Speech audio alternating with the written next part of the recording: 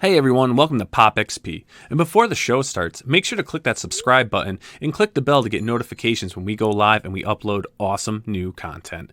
And don't forget, if you can, make sure to share our stream on all your social media outlets. We appreciate it, and thanks for helping us grow the POPXP channel. Hey, what's going on YouTube? It's the brain of the mainframe here, Nile Scala with the POPXP, and the review team is in the house. We got Dr. Blevins with us, and as always, the great, talented magician of film, Mr. Adam Lawson. Gentlemen, how are you? I don't know about the magician of film. Magician of film. Maybe like the bad assistant. We're to calling the magician. you Adam. Your nickname is now Adam the Sheriff Lawson. Oh. The sheriff. Whoa.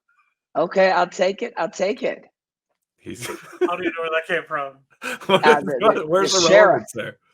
I'm not sure. I have no idea. I like the magician of film. I'll take the magician. Yeah, the magician of film. And you got the magician of film. Magician of film. Yes. I produced a movie once called How to Make Love to a Woman. It was a comedy with Kristen Ritter and Ian Somerhalder. And in this, there was this joke about this guy who was here, was claiming he was this great, great man in his sexual endeavors, and he often would say that he was he was the position magician. So I always have a slightly odd taste in my mouth from magician, but I'm going to try to erase that. Okay. I feel like this is like completely off topic, but I want to say I think Ian Somerhalder was like completely underrated as an actor during the prime, like when he was on Lost and moved into Vampire Diaries or whatever. Or Vampire Diaries, he did great with. I mean, I love Ian. He was a total pleasure to work with. Just a really cool guy. This movie shot like around 2008, 2009. I remember. And Ian was spectacular. It was after he had done Lost, and just a total pleasure to be with that guy on set. And I'm sure that people working with him on Vampire Diaries were grateful it was him, because TV's hard and he's a pleasure. Yeah. So yeah. Well, speaking of magicians, magic, WandaVision, episode 3. I feel we were all kind of a census in our last review of like, did we have enough material to even do a review? Was this worth it? And I have, and now we have episode 3. We've watched it. I think it brought something else to the plate. And, Blevins, first thoughts. I mean, absolutely. Like from last week to this week, like I wasn't waiting on bated breath or anything. Like, it wasn't like, man, can't wait for Friday or whatever. Like I wasn't too enthusiastic about watching it. But of course, like I did wait until early in the morning so I could be one of the first people to watch it. And it started off the same way as the other episodes did. I was a little like, man, I don't know how they were going to do this. But man, like I was extremely blown away and pleasantly surprised at the acceleration and ramp of the farce of TV land to reality, progression. I think that transition, how quickly it ramped, how quickly it got from the campiness to what we were all expecting this to be, or wanting and hoping this to be. Definitely gave you a right hook and put me in the right mindset to where I'm now definitely excited and waiting for next week's episode. Yeah, see, I had this feeling now, and Brian, when I sat down for it, I watched it with my wife, who hadn't seen episode 1 and 2 yet, and we watched this. And it's interesting because season 1 took place in the 50s, or episode 1 took place in the 50s, right? Mm-hmm. And episode 2 was in the 60s, and then episode 3 is in the 70s, right? Or at least based on the clothing, the references, and also to like the color palette, right? And then at the end of it, we have this moment, spoiler alert here, where after the neighbor has been revealed as an agent of SWORD, and Wanda blasts her out of whatever universe they're in, she gets into the modern world is what it looks like. And you can see what happened is the screen, which has been shooting at 1:33, which is how TV used to be, just square. The aspect ratio went out to 2:40, right? Which is the cinema scope, which is what the movies are in. And also to the color palette shifted from that look in the 70s, to a modern filmic look, right? And as it's been progressing in technology, which I think is a really a cool choice. I've not really seen it executed this well. I haven't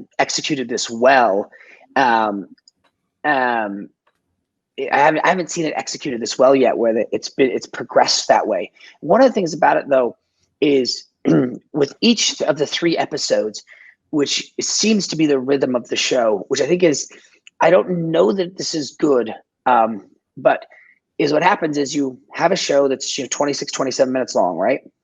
And about 20 minutes of it is we're moving at the speed of I Love Lucy.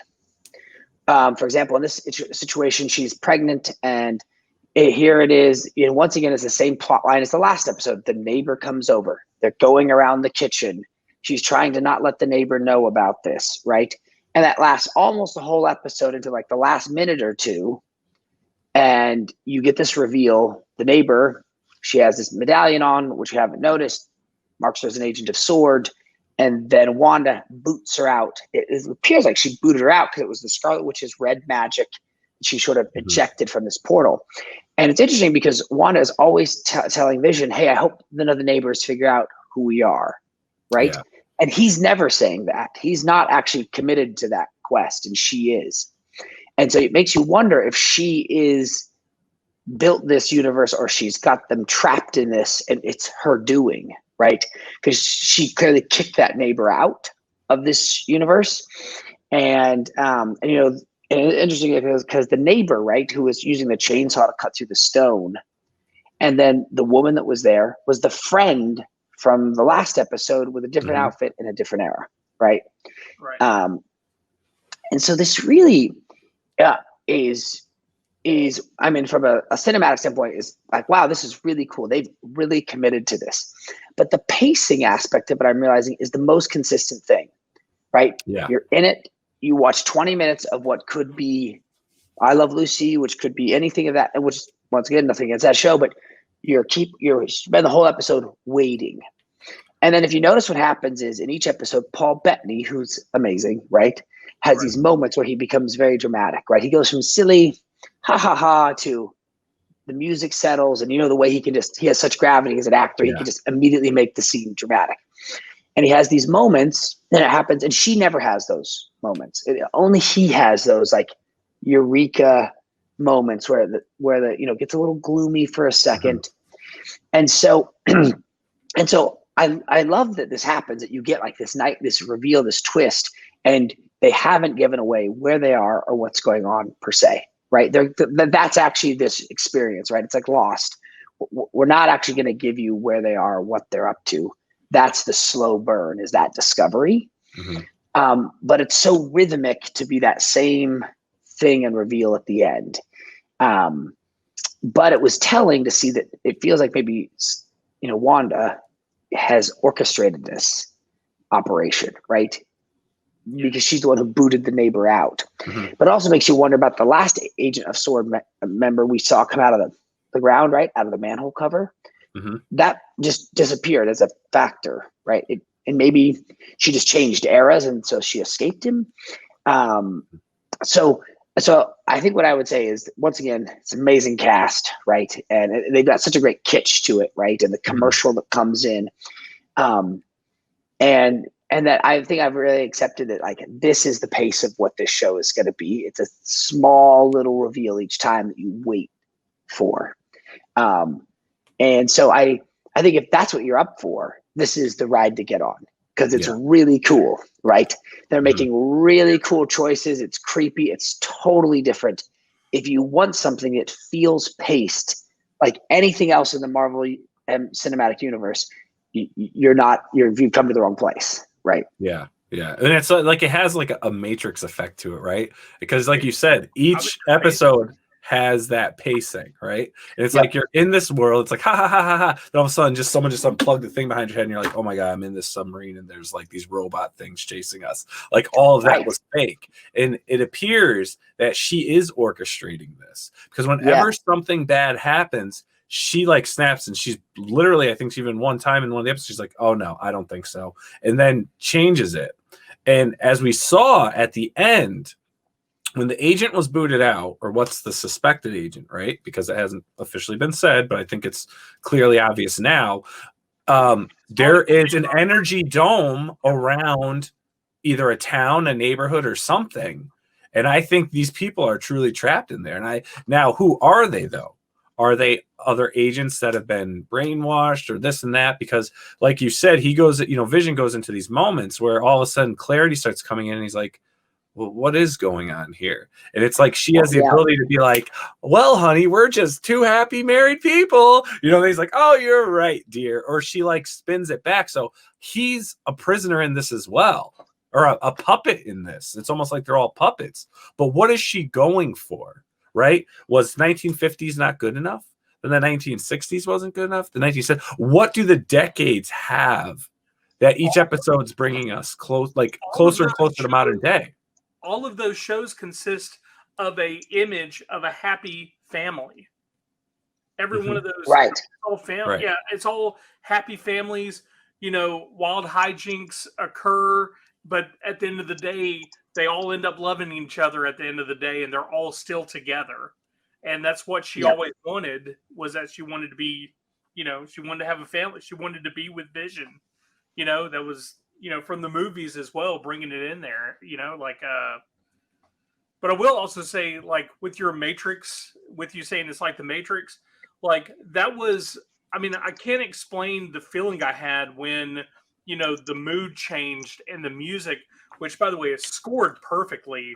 Like when the aspect ratio changed and her demeanor changed when she was, when you're realizing something's about to go down. It's like, you remember when, you remember after Neo blew up Agent Smith and he's like flexing and the whole room kind of like warped outside of him? Yeah.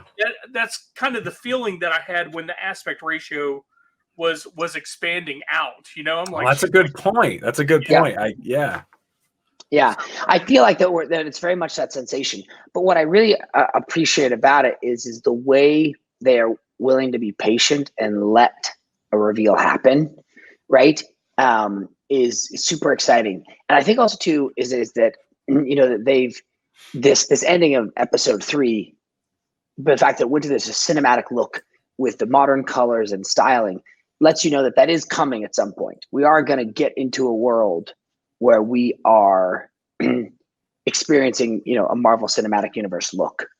The question about this is because this pacing, they've been so committed to it, what happens to this TV show, right? At some point in Truman Show, right, the bubble gets burst, he realizes he's in something, and he gets out.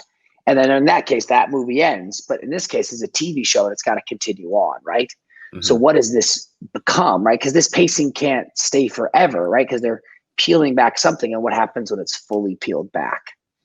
I think that's the question I keep asking myself, I'm like, what does this become, right? Because do we then, is season 2 is not paced like this at all, and it's high action, and we're dealing with fighting S.H.I.E.L.D., you know what I mean? Or how do we keep this with them in this odd TV land and this, what could become this cinematic world? So definitely has me intrigued. I would definitely say it's a legit show, and it's worth the investment. I still am confused about the 7 minutes of credits at the end for a show that's not even 30 minutes. It's just the funniest thing. I think it's that much of a production. Yeah. Some of it isn't for other languages, territories, languages and stuff. So Netflix says the same. Yeah. Because, this has been done for a while. This show has been completed for a while. It was supposed to come out like at the beginning of last year, or the middle of last year when COVID happened. So I'm wondering if they just didn't they're like, okay, well, we have to hit a certain time period. Instead of adding a bunch of fluff or whatever, we just tack on all the credits for all the different languages. We don't have to have multiple releases of it, Yeah. I mean, again, that's just my opinion or whatever. But you know, the agent. I mean, I don't know if you guys know this or not, but that is Monica Rambeau from Captain Marvel. Yeah. Yeah. Captain Marvel. I mean, it's her character, so it kind of you know, obviously, you know, when they introduced her character, like we knew that something had to be going on with Shield at least, you know. Mhm. But yeah, I don't know. I'm really, the only thing that's really confusing to me, and I know that they had to set the pace, but the first two episodes just didn't make, like, seeing the third episode, the first two episodes I don't really think fit in the, you know, the grand scheme of the full story. They just seem so out of place to me. They seem completely out of place. It's kind of like I love Pirates. Well, I think oh, go ahead. Well, wouldn't you say the Blevins is that, in fact, because my wife just picked up at episode 3, you could just skip episodes 1 and 2, and you actually wouldn't. You would have missed nothing. Not necessary at all. I mean, which is what's so odd, because once again, they're the same episode 3 different ways. There's still a reveal that ties into the sword 3 times in a row, and and how much of a reveal it is just gets bigger, but it's the same hook. You know what I mean? There'd be one thing if at the end of episode 1 we reveal they're trapped in a TV show. End of episode 2 we reveal that Ultron is involved. Episode 3 we reveal that Sword is involved. Right? There would be an evolution. Now in episode 3 we kind of got you know, because the Sword ain't talked about Ultron, right? And then your brother was killed by Ultron, right? And it's like, is she in league or connected to Ultron in some way, or is it, you know, what is this? You know, the drop. But it's like we're not quite getting new details because we still got Sword twice, right?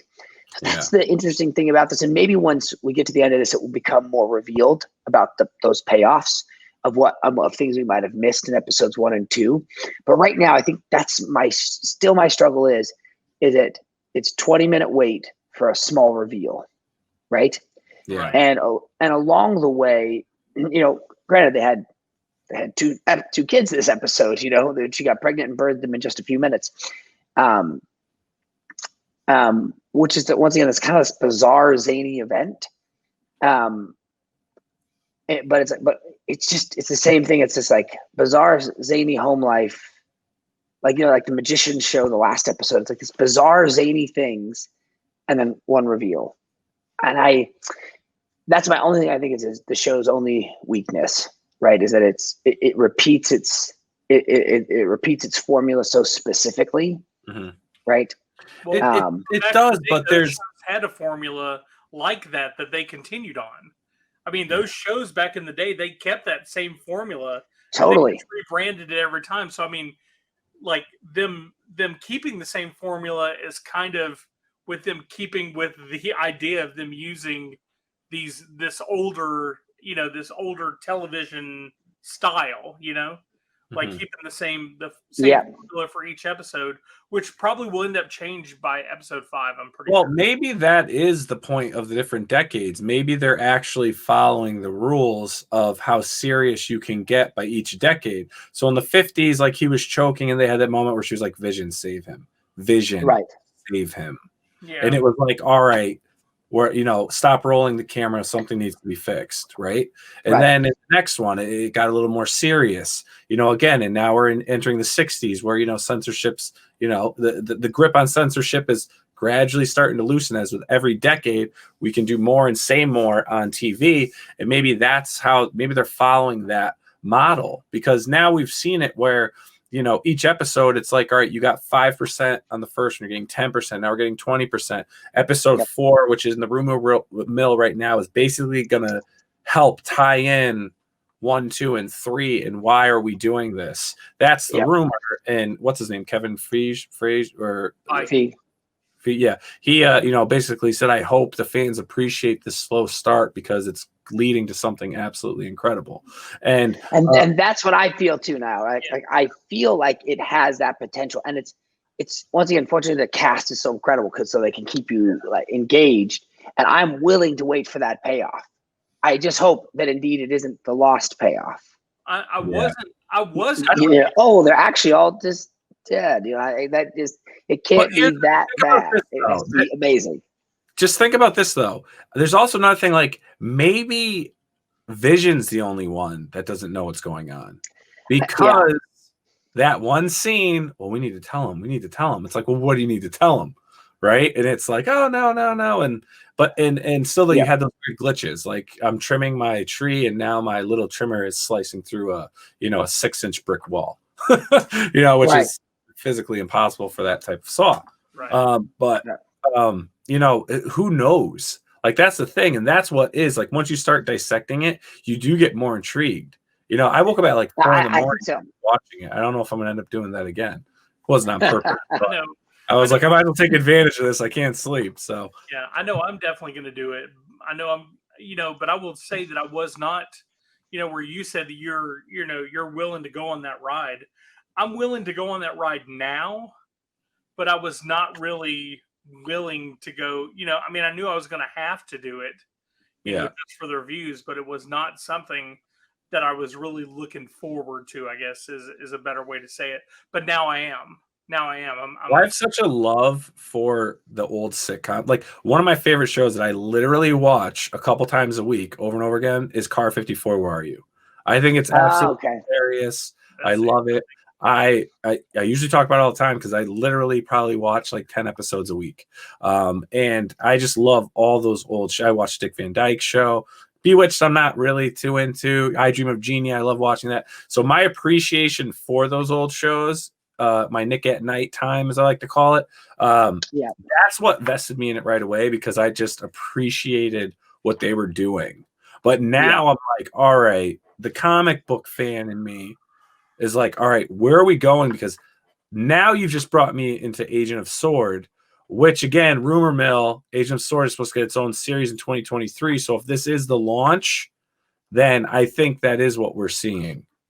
Because now it's not just a home world thing. Vision and Wanda are more of a galactic player with their powers and abilities. So you need more than, I would say, Agent of S.H.I.E.L.D. to monitor and potentially prevent what she could be doing. Yep. And I what I like is, and I like that, and I'm going to project this thought into it because it will be exciting, is that really our villain in the story is Wanda, right? That would be the most exciting way for this to play out, is that she's actually the villain in this story. And Vision is the innocent bystander that is caught along with this, right? Because of his feelings for her, and is now caught up in this world and following along and playing the act. And ultimately, there'll be a dark decision at some point between the two of them when all is revealed. It seems like that's what this could be building to, which would be an amazing show if they could execute this. And I agree that you're saying now there is some nostalgia value in how they're playing the episodes. And if that really works for you, it really works for you. So I would say showrunner, director, writers, they are putting something in this cauldron, brewing something with this cauldron that I can't wait to see what this concoction creates, right? Hopefully it is a potion that like none we've ever seen. But it will really, so much is going to hinge on this payoff, right? This payoff being worth the ride, right? If they can give me the Sixth Sense payoff, right? If they can give us that, I'll think it's the best MCU series yet, right? Because I'll be honest, S.H.I.E.L.D. to me wasn't so great. It was just so down the middle television, right? It was just like, here we are with a cop drama, but it's now Agents of S.H.I.E.L.D. Here we go. It had a good season, but I mean the 13 episode buildup for you to become invested. Agents of S.H.I.E.L.D. didn't take off until Captain America, Winter Soldier, and Hydra. That's when that took off. And I agree. I would love to see Wanda be the villain, but I think that there's that they're definitely alluding to there being an outside influence on Wanda herself, and that even though Wanda is the instrument of destruction or reality or whatever it is, I think that the idea of her being a villain will all be perception based on who it is that's pulling the strings and who's making it happen. Mm-hmm. Like she's the Padawan, she's the Anakin Skywalker of the story. All right, so at our first review of episode 1 and 2, we kind of went around. Our good pal Tucci was with us at the time, and it was a pop or not scenario. So I gave it a pop. Billy gave it like a puh. Blevins gave it a not. Adam, I think you were kind of in the puh, but you may have said pop. I'm not sure. Remember I said it was that bag of popcorn that you went to go get, and unfortunately there's a big pile of corn still left in it. And it hadn't popped, and so, but it was too late, and you're just a little ticked at Orville and Redenbacher. Yeah. So it was the pop. So we're at this point in time for the viewers out there who want our opinion. I mean, would you say this series is popping or not? Yes, I have changed my feeling about this. I have completely changed my feeling about this, and I would say that this is popped. This is popped. I shouldn't say it's a full. I mean, I shouldn't say a full 100%, but I mean, I would say change from my last trailer. Once again, I thought it was doing good stuff. The answer is yes, it's popped. This is worth the ride. Or at least I think so right now. And it's certainly, as far as if Marvel can land this with TV, they will do something with their TV shows that few have been able to execute in a superhero world. This groundbreaking and this fresh. It would just be amazing. So Agreed. So I'm a popped Blevins. Well, I mean, obviously, I was definitely at not. And at the start of this episode, to be honest with you, I was kind of still stuck on that not train. But I will tell you, it's amazing what they did with that last 9 minutes of the episode. That 9 minutes just absolutely was enough time for all those kernels to become pop for me. So I'm gonna definitely go with as of right now, popped for sure. And now we just need a little extra butter on that popcorn, and we'll be good. Right. Yes, we need a little extra butter. All right. Thanks, everyone, for tuning in to another episode of Popped or Not Reviews. I'm the brain of the mainframe, Nile Scal. We got Dr. Blevins in the house. And again, the magician of film, Mr. Adam Lawson. And if you liked watching the review we put on for you tonight, please click that subscribe button and make sure to click that bell as well to get notifications when we go live and when we upload new content. Until then, fans, we will see you soon on the next Popped or Not Reviews. Have a good night, everyone. Good night. Hey everyone, thank you for joining us on POPXP. If you haven't already, make sure to click that subscribe button and also click the bell for notifications when we go live and we upload some awesome new content. Also, don't forget to head on over to Twitter and follow us at the POPXP and over on Instagram at the POPXP. Thanks again everyone, and we'll see you soon.